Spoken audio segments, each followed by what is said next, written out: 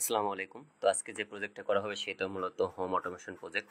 আপনারা ছবিতে যেটি দেখতে পাচ্ছেন এই ছবির প্রজেক্টটাই মূলত আজকে করা হবে। এখানে একটা ডিসপ্লে আছে, ডিসপ্লেতে সব কিছু দেখাবে, হিউমিডিটি, টেম্পারেচার, কোন সুইচটা আমার অফ আছে অন আছে, টাইম, ডেট এগুলো দেখাবে। এছাড়াও দুইটা সুইচ কন্ট্রোল করার মতন সিস্টেম আমরা এখানে করব। তো চলুন আজকের প্রজেক্টটি শুরু করা যাক। তো আমি ফার্স্টে ডিভাইসগুলা সেট আপ করে নিয়েছি। আমি এটা আমার সার্কিট বোর্ডে আগেই করে নিয়েছি, বসিয়ে নিয়েছি।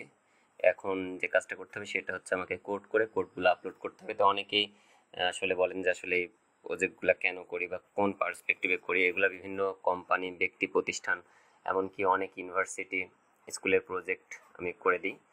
মেইনলি এখন কাজ করতেছে বিভিন্ন কোম্পানির প্রজেক্টগুলা তৈরি করে দিচ্ছি। এবং আপনারা যদি চান তাহলে আপনারা যারা স্টুডেন্ট যারা আছে তারা যদি শিখতে চায় যে প্রজেক্টগুলো কীভাবে করতে হয়, এই প্রজেক্টগুলো শেখার পার্সপেক্টিভে আমার সাথে যোগাযোগ করতে পারেন। আমি এগুলা অনলাইনে শেখাই।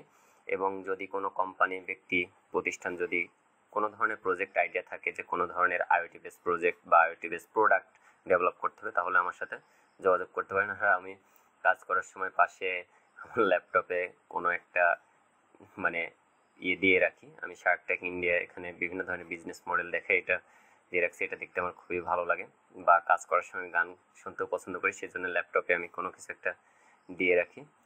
আর মেইনলি এই প্রজেক্টটা করতে আমার হিউজ পরিমাণে সময় লাগছে, কারণ এখানে ডিসপ্লেটা ফ্যাক্ট হয়ে দাঁড়িয়েছিল। ডিসপ্লেতে সব ডেটাগুলো শো করবে। এছাড়াও এখানে অটোমেশন একটা সিস্টেম করা আছে, সেটা হচ্ছে বাসাতে আমার অবর্তমানে কেউ প্রবেশ করলে সেটার একটা সিগন্যাল দিবে, বা আমি যখন বাসায় আসবো তখন রাতের বেলা আমার লাইট ফ্যানগুলা জ্বলে উঠবে। বা অটোমেশন যে সিস্টেমটা অটোমেশন করা আছে, প্লাস এটা আমার রুমের যে অ্যাক্সেসরিজগুলো আছে, লাইট ফ্যান, এগুলা রিমোটের মাধ্যমেও চালু হবে, বন্ধ হবে। আপনার টাচ সুইচ সেট করার কথা বলা হয়েছিল এই প্রজেক্টটা যার জন্য তৈরি করতেছি, তার কন্ডিশন ছিল টাচ সুইচ সেট করতে হবে। টাচ সুইচও দেওয়া আছে। এছাড়াও আপনি ইন্টারনেটের থ্রুতে যে কোনো জায়গা থেকে কন্ট্রোল করতে পারবেন, এবং মোবাইলে ইন্টারনেট না থাকলে মোবাইল অ্যাপসের মাধ্যমেও এটা কন্ট্রোল করতে পারবেন। তো এই প্রজেক্টটা তৈরি করতে আমার হিউজ পরিমাণে সময় লাগছে, কারণ এখানে মেইনলি যে বিষয়টা হয়ে দাঁড়িয়েছিল এখানে যে আমার যেহেতু এটা সার্কিট বোর্ডটা অনেক ছোট ছিল, এবং নোড এমসিইউ আমি এখানে ইউজ করছি। নোড এমসিইউতে অ্যাভেলেবল ওয়্যার কানেকশনও দেওয়া যায় না, অল্প কিছু রেস্ট্রিকশন থাকে। তারপরে কিছু কিছু প্রবলেম হচ্ছিল, যেহেতু একসঙ্গে অনেকগুলা বিষয় কম্বাইন করা, সেজন্য আমি ইউটিউবের সাহায্য নিয়েছি, প্লাস আপনার ইন্টারনেটে গুগলের সাহায্য নিয়েছি। গুগলের সাহায্য নিয়েও অনেকগুলা কোড আমাকে নতুন করে চিন্তাভাবনা করে করতে হয়েছে।